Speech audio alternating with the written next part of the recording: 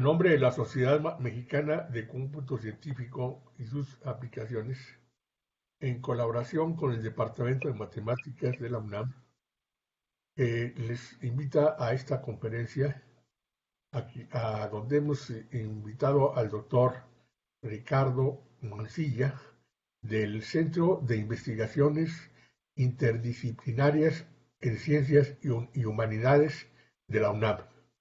Bienvenido, doctor Mancilla. Adelante. Muchas gracias. Bueno, lo primero que quisiera hacer es pues, agradecer esta invitación a los colegas Humberto Madrid, Jesús López Estrada y Gilmer González, que fueron los que me invitaron, y Gilmer se encargó de la logística de todo el asunto. Les agradezco a los tres por esta invitación. El tema del cual voy a hablar está relacionado con algo sobre lo cual hemos oído bastante en la prensa en los últimos días, no solo referido a México, sino a cualquier país del mundo, y es cómo regresar la economía a la plena actividad después de la pandemia. Nótese que aquí tenemos dos fuerzas contradictorias, ¿no? Por una parte queremos expandir la economía a los niveles cuando menos similares a los que teníamos con anterioridad, pero por otra parte hacer eso implica obviamente que haya un rebote de la epidemia, porque las personas cuando empiecen a ir a trabajar y a entrar masivamente a los medios de transporte y a reunirse en lugares públicos, pues obviamente van a aumentar los contagios. Entonces la idea es cómo gestionar, así se llama la conferencia, la apertura posterior a la pandemia. Yo utilicé una técnica matemática de optimización muy conocida que se llama el principio del máximo de Pontryagin. Como me habían comentado de que el público podría ser heterogéneo, hay muchas personas invitadas a oír la conferencia que no necesariamente son matemáticos, pues yo voy a dedicar un poquito de tiempo a hacer alguna digresión relacionada con este principio del máximo. Vamos a pasar a la siguiente. Ya. Bueno, ahí es una presentación inicial de las cosas que yo he dicho, ¿no? El COVID ha interrumpido el funcionamiento de todas nuestras sociedades y entonces, pues las personas, los gobiernos que tienen que tomar la decisión de ver cómo organizan un regreso a las formas anteriores a la pandemia de las economías, pues aquí hay dos cosas que están como yo decía, en contradicción, ¿no? Y una de ellas es, vamos a tratar de regresarnos a los niveles económicos anteriores, por una parte, pero por otra parte tenemos el problema de que eso puede crear un rebote. Y lo que les voy a mostrar, como dice ahí, es un marco teórico inicial en la primera parte de la conferencia y después la puesta a punto de un algoritmo perdón, de inteligencia artificial para llevar a cabo esta tarea, pero a nivel de municipios. Siguiente. Bueno, vamos a empezar por definir las variables del problema. Vamos a definir una función que yo le he llamado A sub tau t, y estas son el número de personas que son asintomáticas en el instante t, que pertenecen al rango de edad que conforma la población económicamente activa, pero con una edad menor o igual a tau. ¿Está bien? A estas personas se les permite salir a trabajar. El algoritmo se basa en esa suposición, que solo se le va a permitir salir a trabajar a las personas que tienen una edad menor o igual que tau. Obviamente tau es una variable que los gobiernos pueden tomar y variarlas a lo largo del tiempo. La razón por la cual pensé en esto es porque esta epidemia de coronavirus ha dejado demostrado que es mucho más agresiva y peligrosa en las personas de edad mayor. Entonces, con la intención de proteger a esas personas, la programación de la reincorporación al trabajo yo lo he diseñado pensando en la edad. primero personas, por poner un ejemplo, solo hasta 40 años, a la semana siguiente los que llegan a 45, un poco más adelante los que tienen 50 y así sucesivamente. ¿Está bien? Esta función asustado va a ser el control. ¿Qué quiere decir el control? Esta es la función que pueden mover a gusto, por decirlo de alguna manera, las personas que van a tomar las decisiones. Siguiente diapositiva. Entonces, otras variables a considerar. Pues ahí están QT. QT son los cuarentenados, las personas que están en cuarentena. Es decir, todos los que ahora estamos en casa. Ahí eso incluye, por supuesto, a los niños, a los jóvenes que son menores que la edad mínima para trabajar, a las personas que son mayores de TAU y cualquier persona que haya sido detectada infectada con una gravedad lo suficientemente baja como para enfrentar la enfermedad en el hogar. ¿Está bien? Muchas personas se enferman y no tienen necesidad, afortunadamente, de ir a los hospitales y mucho menos ser internados en cuidados intensivos, dada la gravedad de su estado, ¿no? La otra función es todas las personas hospitalizadas que no están en unidades de cuidados intensivos. UNT son las personas que tienen que ser llevadas a las unidades de cuidado intensivo en el instante T. Yo estoy poniendo aquí el instante T, pero estoy suponiendo que la actualización de esto se va a hacer día a día. Entonces la unidad de tiempo, independientemente de que escriba funcionales con integrales y ecuaciones diferenciales, cuando esto se vaya a poner a punto no va a quedar más remedio que hacer una discretización.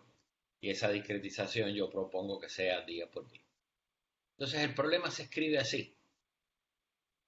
Ahí se intenta maximizar un funcional, que es el que está escrito en la ecuación 1, sujeto a las condiciones que aparecen en el sistema de ecuaciones diferenciales 2. Voy a hablar un poco de esto. Fíjense que lo que está dentro del funcional es un primer término que es A mayúscula por las funciones que se le da a las personas que se le da permiso para salir a trabajar elevadas a un exponente. Eso es lo que se llama la función agregada de producción. Sobre eso voy a hablar después. Ese primer término lo que refleja es el valor económico de dejar salir a trabajar a las personas que están consideradas en el valor de la función A sub tau. Lo que viene después son los costos de los cuarentenados, de los hospitalizados y de los que se envían a las unidades de cuidado intensivo. Porque evidentemente dejar salir las personas a trabajar va a influir en estos grupos poblacionales también. Ahí hay una diferencia que es valor de la producción menos costos por la cuarentena y las hospitalizaciones. ¿Está bien? Entonces ahí lo que se tiene es una suerte de valor neto al cual se le está descontando el costo de las hospitalizaciones, de las cuarentenas y de las personas en unidades de cuidados intensivos, que es más grave.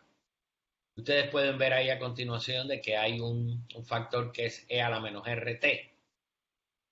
Ahí lo que se está haciendo es traer a valor presente ese dinero, porque como esa diferencia escrita en unidades monetarias se calcula día por día, pues no son lo mismo 200 millones de pesos dentro de 45 días que hoy. Hay una diferencia y los economistas saben que tienen que hacer algo que se llama traer a valor presente el dinero. Esa es la manera de traer a valor presente el dinero. ¿De acuerdo? Sujeto a las condiciones.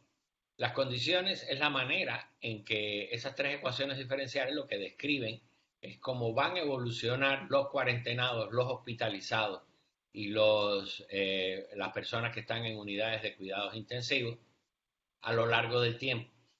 La primera ecuación de la cuarentena lo que dice es el crecimiento, esa función m que está ahí. Vamos a pasarnos ya a la siguiente diapositiva. Ahí están descritos, ¿ven?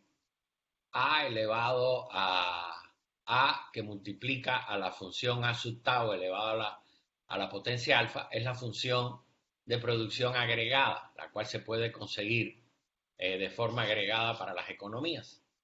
Ahí yo puse entre corchetes el número 1 porque al final de esta presentación, pues hay algunas citas bibliográficas que podrían ser interesantes para las personas, ¿no? Que estén, bueno, interesadas en ver los detalles del asunto. Estamos suponiendo que es de la forma Cobb-Douglas porque así es como la teoría económica dice que son las funciones de producción, ¿no? Es una potencia, una constante por una potencia de la cantidad de horas empleadas que vienen dadas aquí por las personas, ¿no? Y ese exponente tiene que estar entre 0 y 1 para que se cumplan las condiciones conocidas de que la productividad marginal del trabajo es decreciente.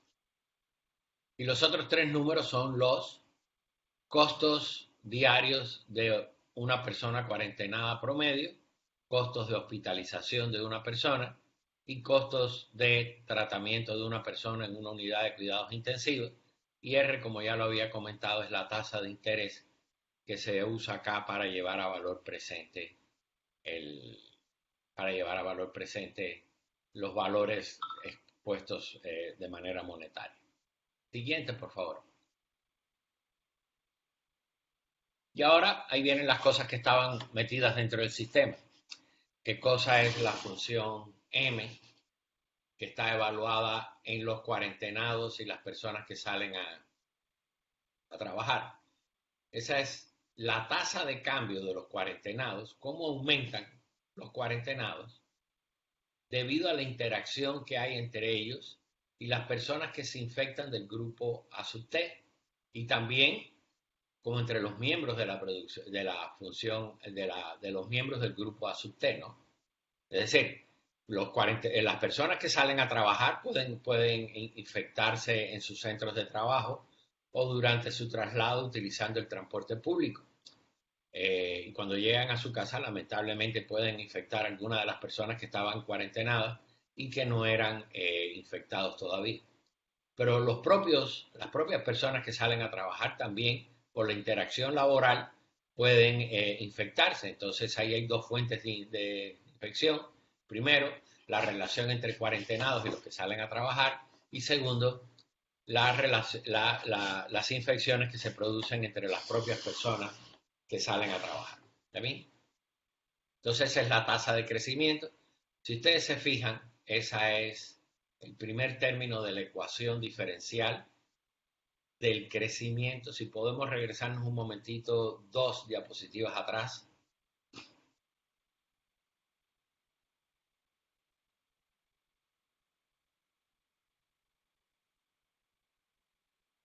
Gilmer, ¿podemos regresarnos 2 diapositivas atrás, por favor? Sí, a esta o una más. Esa. Correcto, tienes toda la razón. Observen ahí en el sistema 2, que dice, la primera ecuación lo que dice es, la rapidez con la que cambian los cuarentenados, en otras palabras, la derivada de los cuarentenados con respecto al tiempo, es la función m menos otro término. Ese primer término es al cual me estaba refiriendo yo ahora, ¿de acuerdo? Al término que es la tasa de incremento de los cuarentenados, dadas las interacciones entre las personas que salen a trabajar y los cuarentenados y los propios cuarentenados. Después les voy a poner un caso particular de esa función, que es la manera típica en que se construyen los modelos epidémicos. Y entonces ahí se le está restando nu de QH por Q, porque esas son las personas que están cuarentenadas y tienen que salir de la cuarentena para irse a los hospitales. ¿De acuerdo? Esa es la dinámica de las dos últimas ecuaciones. Ahora ya podemos avanzar 2 diapositivas hacia adelante de nuevo. Eso es. ¿Está bien? Entonces, nosotros estamos suponiendo ahí que esa función cumple 4 condiciones. Sus derivadas parciales, esas derivadas parciales tienen que ser positivas. Hay una que es menos restrictiva, basta con que sea mayor o igual que cero. ¿Está bien? Fíjense que eso es lo que quiere decir que la tasa de infección crece con respecto a la cantidad de personas que sale a trabajar, cual es razonable, crece con respecto a los cuarentenados, si los cuarentenados aumentaran, lo cual también es razonable, y las otras dos condiciones son condiciones de concavidad, que como se verá más adelante, son necesarias. ¿Está bien? Y ahora, un pequeño comentario acerca del principio del máximo de Pontryagin. El principio del máximo de Pontryagin es una generalización de los métodos que se estudian en cálculo para obtener los extremos de una función. Si uno le pregunta a cualquier estudiante de física, de matemáticas, de biología, de ingeniería, oye, ¿cómo se le encuentran los extremos a una función? Seguramente contestará de inmediato, bueno, hay que calcular la primera derivada, igualarla a cero. A una pregunta tal vez un poquito más complicada, bueno, ¿y qué tal si la función tiene varias variables independientes que están sujetas a ciertas condiciones? Bueno, tal vez ya no todos, pero algunos sí podrán contestar que hay que construir una función que se llama el lagrangiano y poner ciertas cosas que se llaman los multiplicadores de Lagrange. Y entonces, pues así es como se encuentran los extremos. Pero hay una generalización todavía un poco más sofisticada y es, ¿y qué pasa si yo no estoy buscando números que maximicen una función, sino estoy buscando funciones que maximicen una magnitud a la cual históricamente se le han llamado funcionales? Y ese es nuestro caso. Y igual que hay teoremas para encontrar los máximos y los mínimos de las funciones, y está el teorema de Kuhn-Tucker, por ejemplo, para encontrar los extremos de una función referida a que tiene restricciones en las variables independientes, pues el principio del máximo de Pontryagin lo que hace es una generalización de esto, porque ¿qué tengo que hacer para encontrar los extremos del funcional 1 sujeto a las condiciones 2? Y lo primero que hay que hacer es construir lo que se conoce con el nombre del hamiltoniano del problema, y es la expresión que está ahí con el número 3. ¿Está bien? Es la expresión que está con el número 3. Es decir, es la función objetivo a los cuales se les adicionan unos términos multiplicados por funciones lambda 1, lambda 2 y lambda 3 que tienen una interpretación económica, es lo que se llaman los precios sombras. Y como en este caso esos precios en realidad son unos costos, yo enfáticamente le puse unos signos menos delante para llamar la atención sobre eso. ¿Está bien? Siguiente slide. Y entonces, bueno, la formulación del principio máximo de Pontryagin lo que dice básicamente que las funciones, el control A y las funciones lambda, tienen que cumplir ciertas condiciones que están escritas ahí, que son las ecuaciones 4, 5 y 6. Lo primero que tiene que pasar es que la función de control tiene que ser un máximo del hamiltoniano que yo les presenté en la diapositiva anterior. Es decir, si uno hace la derivada del hamiltoniano con respecto a esa derivada, para empezar a hablar, tiene que ser 0. Y yo le escribí ahí explícitamente en la ecuación 4. ¿Está bien? Otra cosa que tiene que ocurrir es que los multiplicadores de Lagrange, que en este caso no son constantes, sino son funciones, tienen que satisfacer un sistema de ecuaciones diferenciales, que es el que está en la posición 6. Vamos a ver ahora este sistema más claro. Vamos a pasar a la siguiente diapositiva. Y el sistema es el que ustedes están viendo ahí. Bueno, la ecuación 6 se puede escribir de esa manera. Una ecuación para la derivada de lambda 1, una ecuación para la derivada de lambda 2 y una ecuación para la derivada de lambda 3. ¿Está bien? Como consecuencia de que nosotros le pedimos a la función m que cumpliera ciertas propiedades, las cuales estoy enunciando aquí, y es que la derivada de m con respecto a sea positiva, así como su segunda derivada, esto nos garantiza la posibilidad de aplicar el teorema de la función inversa. Y entonces la función a, en principio, puede ser despejada. Ustedes saben lo que quiere decir eso. A veces ese despeje no se puede hacer por medio de funciones elementales, pero la función existe. El teorema de la función inversa dice que esa función existe y ya puede ser despejada. Ahora me regreso un poquito al sistema que tenemos ahí. Si ustedes se fijan en ese sistema, las dos últimas ecuaciones son lineales y están desacopladas de la primera ecuación. Entonces, es muy fácil. Cualquiera que haya estudiado un curso de ecuaciones diferenciales ordinarias sabe que ese sistema de ecuaciones que es lineal se puede resolver fácilmente. Digo, el de las ecuaciones lambda 2, lambda 3. Y entonces uno puede inyectar lambda 2 en la ecuación 1 y entonces tiene una ecuación para lambda 1 que lamentablemente no es lineal. Ustedes pueden observarla y decir, no, yo sí la veo lineal. No, no es lineal porque dm de q depende de q y A depende de lambda 1. Por lo tanto, ahí queda una expresión que es no lineal. Pasamos a la siguiente diapositiva. Y entonces, a la larga, si uno tiene que resolver el problema de Pontryagin, pues lo que hay que hacer definitivamente, es decir, simplificando el asunto, lo que hay que hacer es resolver el sistema 8. Un sistema que se puede resolver por Runge-Kutta, por cierto, ¿está bien? Pero fíjense que en el sistema 8 está incluida la función A, la función inversa, que yo le he llamado ahí G mayúscula, ¿no? Y entonces eso complica un poquito el algoritmo y lo primero que hay que hacer es, pues, dadas las condiciones iniciales, usando un método numérico, por ejemplo, Runge-Kutta, dar un paso hacia adelante con el método numérico en el sistema 8 y calcular el primer valor de lambda 1. Con ese valor de lambda 1, entonces uno, y el de q, lambda 1 y q, uno se va a la ecuación 7, calcula el siguiente valor de A. Con ese siguiente valor de A, entonces lo utiliza en el esquema de Runge-Kutta para dar un paso hacia adelante en el sistema 8 y así sucesivamente dando vueltas ahí, como dicen las flechitas rojas, se pueden ir calculando simultáneamente los valores del control A y ir desarrollando el sistema de ecuaciones diferenciales de los enfermos. ¿Está bien? Pero esto hasta aquí, ustedes se pueden dar cuenta de que es sencillamente la condición necesaria de extremo. Esto es que básicamente yo lo que he hecho ha sido manejar el hecho de que la derivada tiene que ser cero.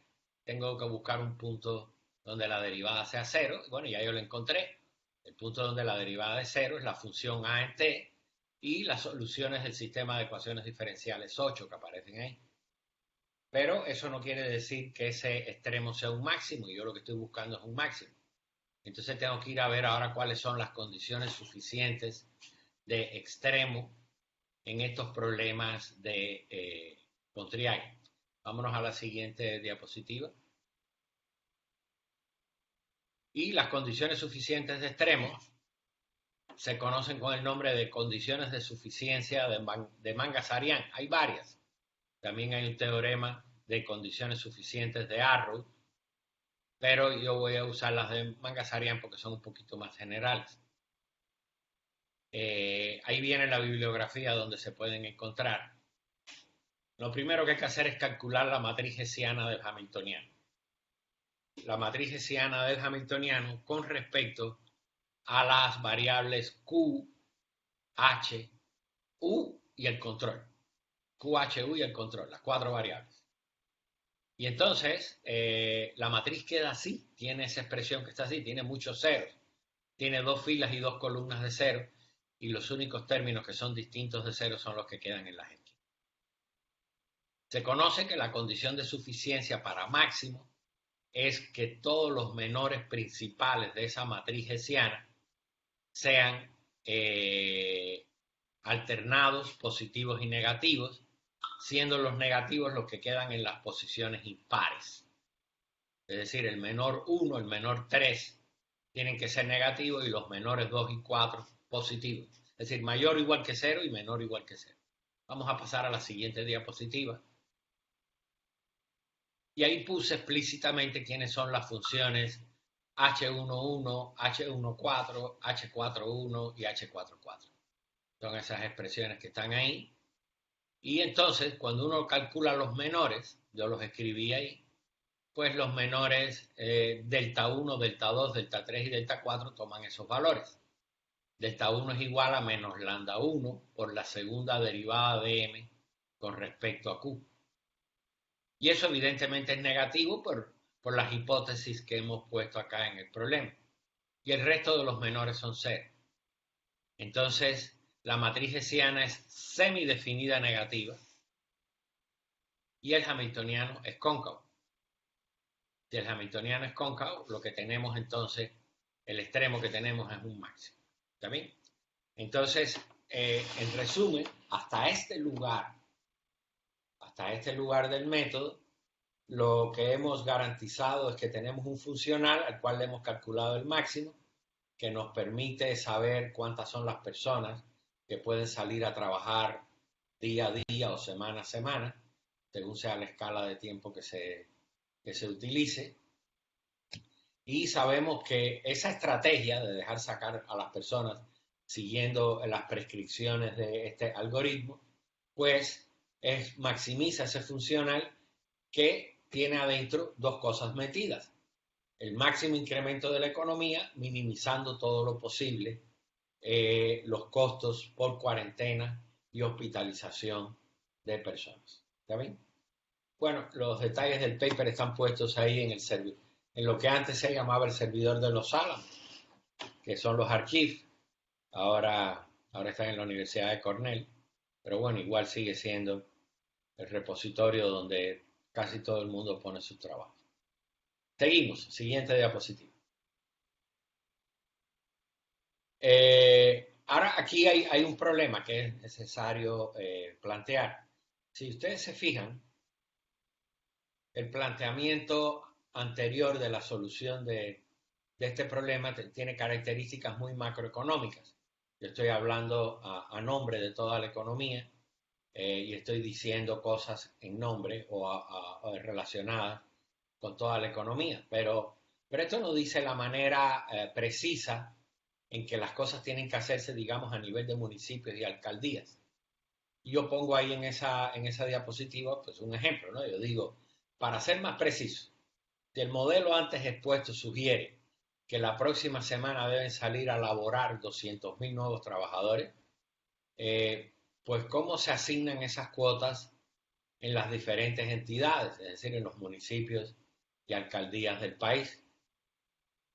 Porque, vamos, ahora tenemos que decidir si hay lugares donde hay muchos infectados, pues la verdad que no conviene abrirlos de golpe. Y si hay lugares que tienen una gran trascendencia económica, pues deben ser considerados primero que otros municipios donde hay menos, ¿cómo se llama?, importancia económica del mismo, ¿no? Hay que evaluar las dos cosas, el impacto económico y el daño que se le puede hacer a la población simultáneamente. Entonces aquí nosotros utilizamos un algoritmo de inteligencia artificial que se llama Reinforcement Learning. ¿Está claro? Es básicamente, y este algoritmo lo que hace es, lo diseñamos de la siguiente manera. Echamos a andar muchas simulaciones de estrategias distintas de apertura de los municipios y entonces el algoritmo va aprendiendo dos cosas en cada una de estas estrategias. Primero, cuál es el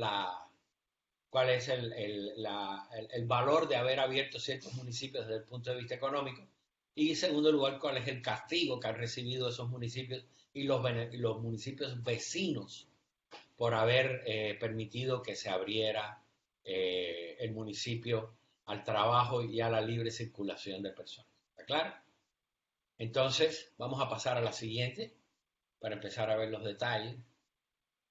Bueno, ahí hay ciertas especificaciones generales del algoritmo. Lo que se quiere es entrenar para que una función de calidad, que nosotros en lo adelante lo vamos a llamar el quality del algoritmo, que es la decisión de abrir o cerrar los algoritmos, el costo económico se ha diseñado como un índice económico del impacto del municipio a la economía total del país, utilizando una base de datos que tiene el INEGI que se llama DNUE.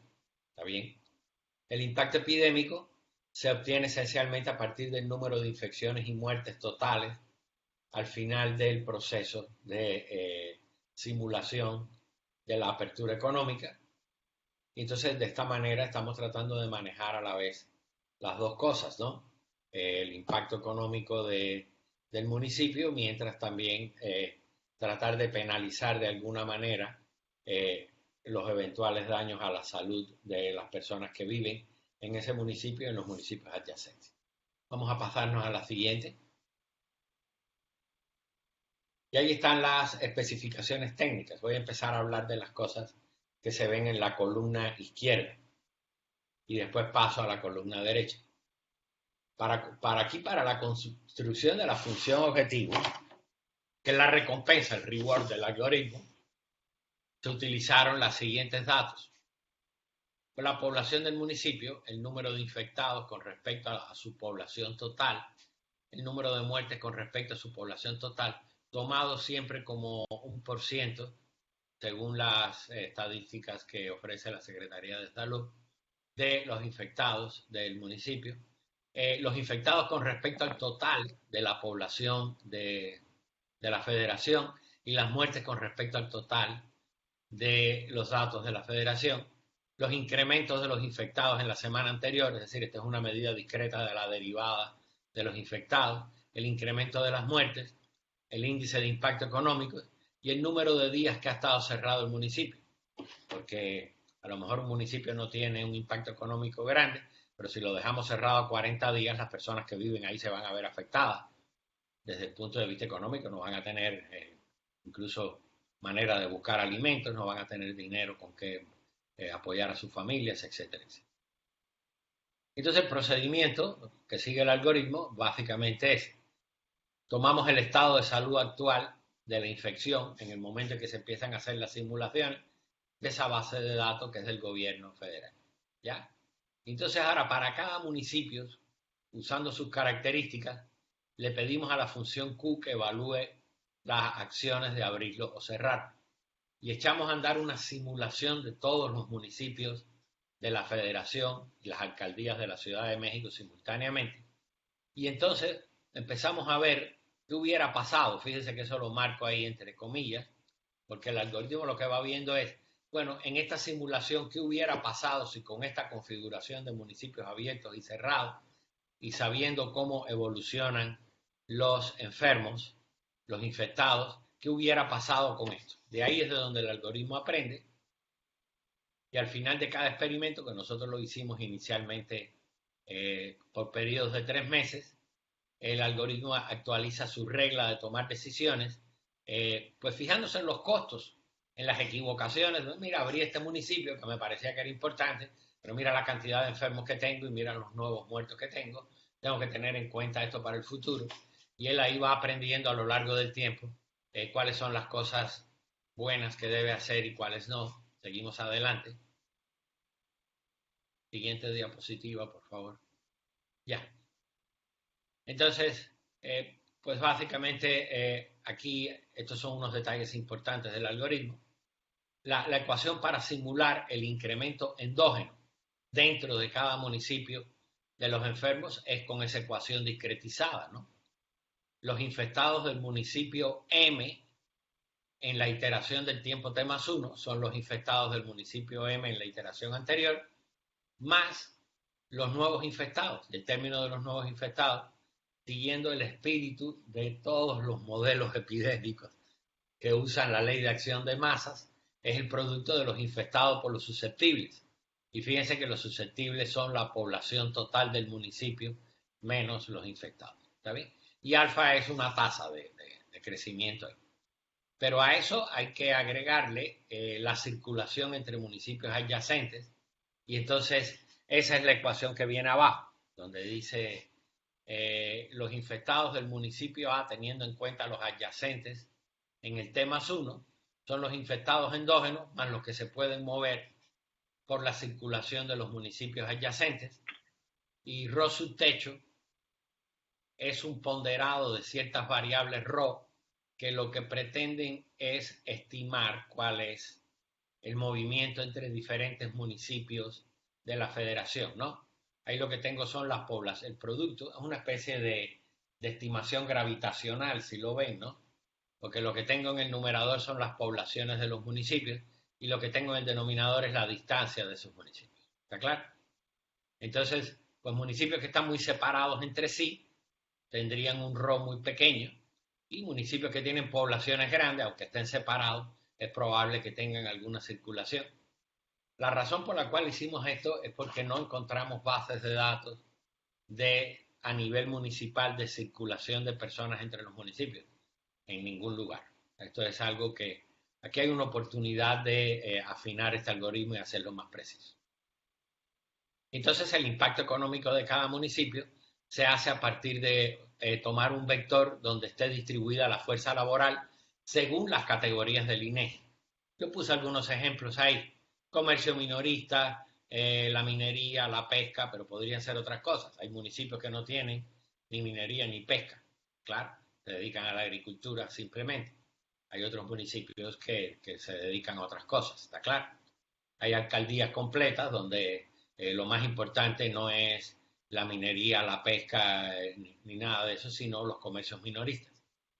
Entonces con esta familia de vectores, hicimos un análisis de componentes principales, básicamente para disminuirle la dimensión de los datos que íbamos a utilizar, porque las computadoras que estábamos usando no pudieron manejar estos vectores. Este vector de INEGI tiene miles de componentes. Nosotros con el análisis de componentes principales se la logramos bajar a 400. Siguiente. Eso me lo voy a volar porque ese ya es más de la cuenta. Seguimos a la ahí ya. Y entonces, bueno, ya ese es el desempeño de cada municipio, se mide de esa manera que está ahí, ¿no? Como la última ecuación. Es el reward al final de la simulación menos el reward en el instante de tiempo t ponderado entre 2. Y entonces, pues a los municipios que les fue bien con esto, el algoritmo aprende acerca de las estrategias que usó y los echa a andar. Vamos a pasar a la siguiente, por favor. Entonces, ahora les voy a mostrar una simulación hecha con todos los municipios y alcaldías de la federación. A ver si podemos pasar a... Los puntitos son las cabeceras municipales de cada uno de los municipios. Y ahora cuando eso empieza a funcionar, los puntitos rojos, que son los que están cerrados, se van a empezar a convertir en verdes, que son los que están abiertos. Entonces esa es una simulación de 9 meses. Fíjense que hay muchos rebotes, ¿está claro? Es decir, hay municipios que se abren y que tienen que ser cerrados otra vez y después se vuelven a abrir de nuevo. Y entonces, poco a poco, todo el mapa de México se va llenando de puntitos verdes, que lo que significan básicamente es que ya llegamos a la totalidad de la apertura económica. Hay algunos rebotes muy lejanos. Esto es consecuencia de que el periodo de incubación, creo yo, de la enfermedad es muy largo. Y cuando uno toma datos reales para ajustar esto, a veces aparecen rebotes que no se habían visto antes como consecuencia de estos periodos de incubación, ¿no? Entonces, bueno, al final de la simulación prácticamente crean 2 o 3 municipios cerrados. Una enseñanza que a mí me parece importante para el gobierno de esto es que van a tener que manejar muchos rebotes al principio y que va a haber que tomar con disciplina este asunto de cerrar algunos municipios, porque si no se puede dar un rebote global de la epidemia desde mi modesto punto de vista. Bueno, esto es todo lo que yo tenía que mostrarles.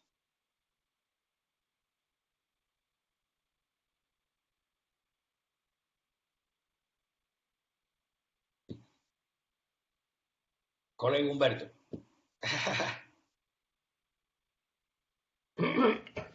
Bueno, vamos a esperar que pueda leer las preguntas del público. Muy bien. Estoy al tanto.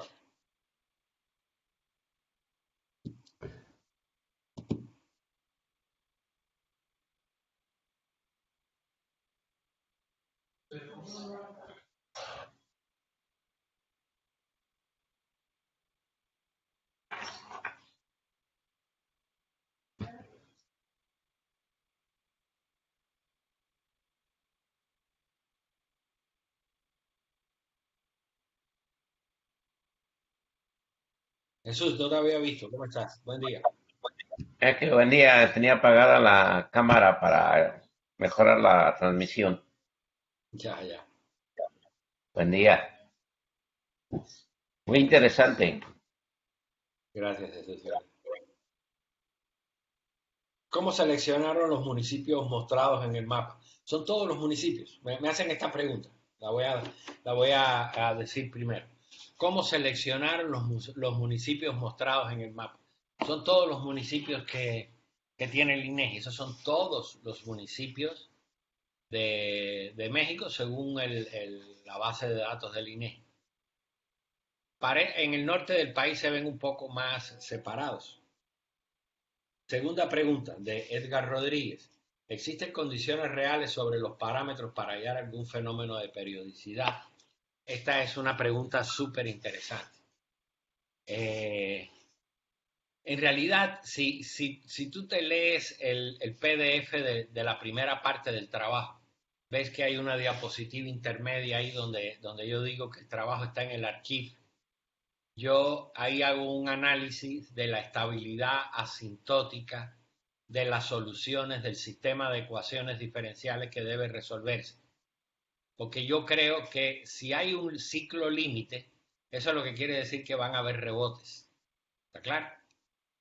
Entonces, hay que evitar que ese ciclo límite sea asintóticamente estable.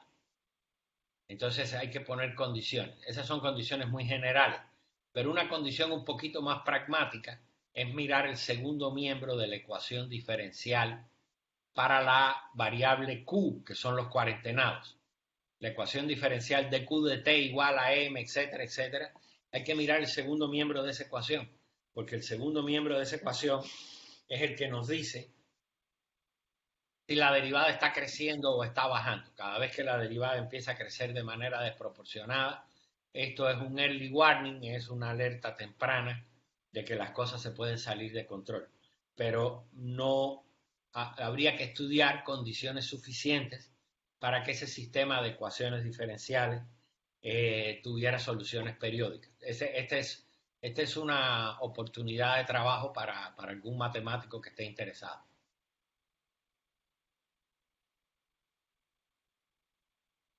Jorge, yo tengo otra pregunta, perdón. Jorge Antonio Morfi. Entonces, ¿este modelo funcionaría a corto plazo? ¿Es tan efectivo sería dado que, como se observa día a día, los casos se incrementan repentinamente? Mire, a ver, la frase corto plazo me resulta un poco confusa. Yo he hecho simulaciones de duración 9 meses, porque yo estoy haciendo la suposición de que es un intervalo de tiempo razonable para el regreso más o menos al nivel de trabajo de la economía antes de la pandemia, ¿está claro? Pero sí hay crecimientos bruscos en algunos municipios, porque cada vez que se reactualizan los datos, utilizando los valores reales que da la Secretaría de Salud para empezar el otro trial de la simulación, pues entonces resulta ser que un municipio que los tenía bajitos, como este periodo de incubación es tan largo, pues 2 semanas después, 14 días después, pues resulta que se disparó la cantidad de enfermos. Eso es algo inevitable, ¿está claro?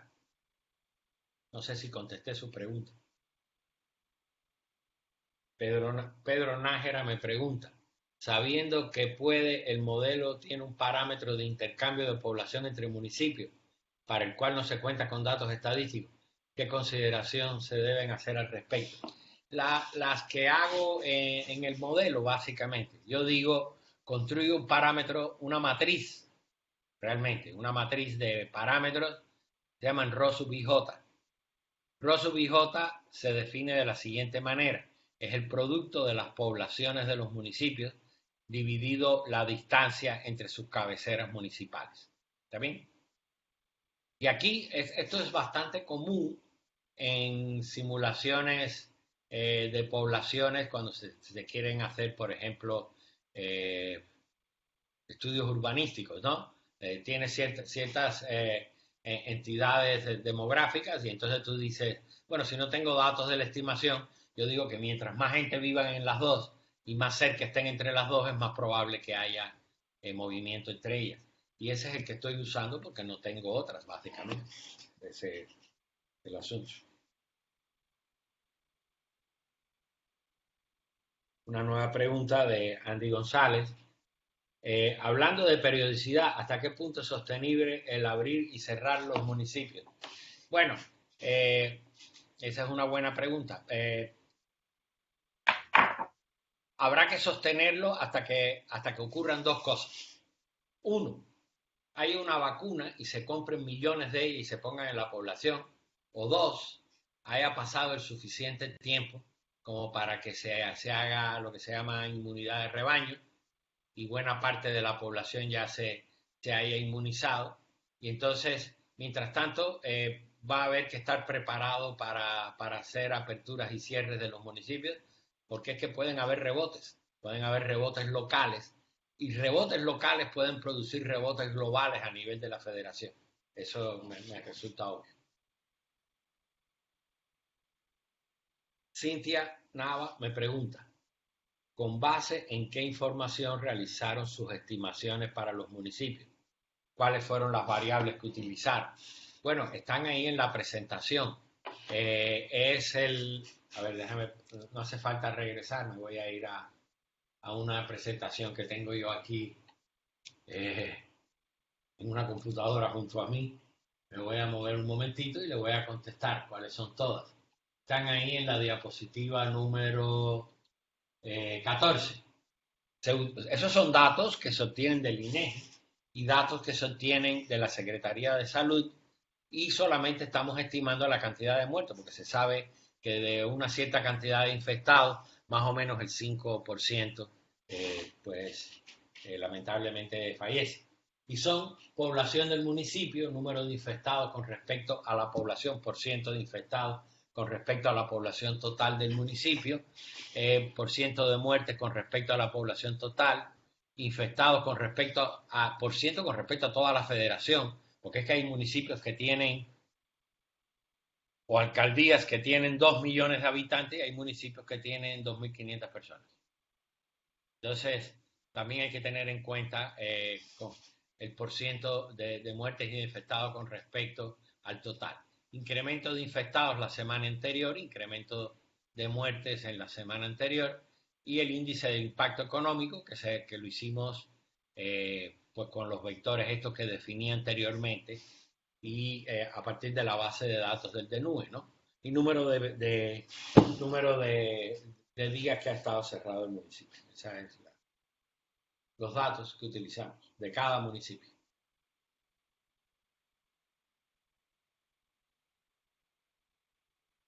Edwin me hace la siguiente pregunta.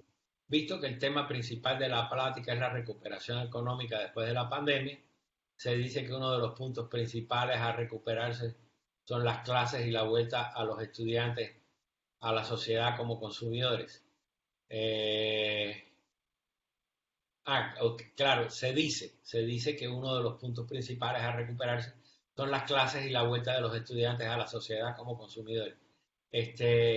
Mire, el primer problema que hay que resolver, los alumnos de alguna manera han sufrido, porque no es lo mismo tomar clases en línea que poder estar en contacto directo con los profesores, eso es obvio. Pero ese es un sufrimiento menor. Aquí hay un problema mucho más grave, y es que hay personas que han perdido su empleo, o hay personas que no pueden salir a buscar el sustento de su familia. Entonces, el problema más importante es lograr las condiciones mínimas para que se alcance, siempre que sea posible, el flujo de dinero hasta las familias, para que puedan comenzar para que puedan sostener a su familia, darle de comer a las personas. Eso es lo primero. Entonces, yo la verdad que no estaría de acuerdo con esa frase de que uno de los puntos principales es la vuelta de los alumnos a la sociedad como consumidores. Eso se me hace pues que inadecuado. Hay cosas mucho más importantes. Hay que ir abriendo la economía para que la gente pueda tener la oportunidad de ganarse la vida y sostener a su familia. Pero eso hay que hacerlo con todo cuidado para evitar que el número de muertes no aumente. Y ese proceso puede tomar meses. Por lo menos es lo que yo veo en estas simulaciones.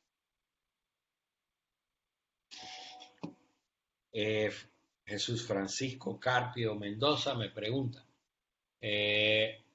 al día de hoy, ingresando los datos oficiales que tenemos, ¿qué panorama hay para el país? Bueno, mire, ese pequeño video que usted puede ver en YouTube repetidas veces, cuantas quiera, es más o menos una película bastante realista. No puedo decirle que es exactamente lo que va a pasar, porque aquí hay un factor de aleatoriedad respetable, pero es una película muy parecida a lo que vamos a ver.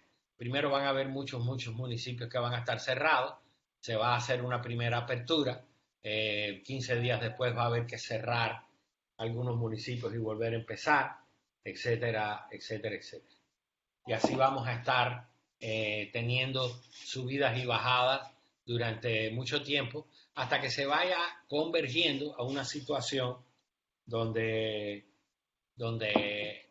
la mayoría de los municipios estén abiertos. Si usted se fija, pasan cosas interesantes. Miren el video para que vea que, por ejemplo, en Quintana Roo hay municipios que están cerrados hasta el final de la simulación. Eso a mí me llama la atención. Y uno dice, en ciertos destinos turísticos pasa eso.